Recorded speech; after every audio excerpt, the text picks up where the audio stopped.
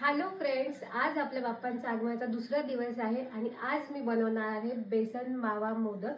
अगदी सोप्या रीतीने बनवणार आहे, तर मग चला बनवू.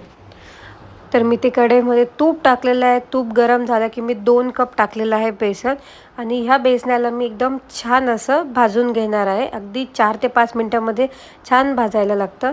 नंतर त्यात टाकली आहे साखर, त्याच्यात टाकले आहे दूध आणि ते चांगलं मिक्स करून घेतलं आणि हे थोडंसं थिक झालं की त्याच्यामध्ये टाकलं केशरचं दूध आणि परत एकदा हे जे आपलं मिश्रण आहे खूप छान असं मिक्स करून घेतलं. नंतर ते ओलं नारळ आहे त्याच्यामध्ये टाकले खवा, थोडेसे ड्रायफ्रूट्स आणि पिठी साखर आणि चांगलं मिक्स करून घेतलेलं आहे. इथे मोदकाच्या साच्याला आपण तूप लावणार आहे जेणेकरून आपलं जे मोदक आहे ते त्याला चिपकणार नाही. बेसनाचं मिक्सचर आपण त्याच्यामध्ये टाकलं की आपण सारण त्याच्यामध्ये भरणार आहोत आणि तुम्ही बघू शकता अगदी सोप्या रीतीने आपलं मोदक इथे रेडी झालेला आहे.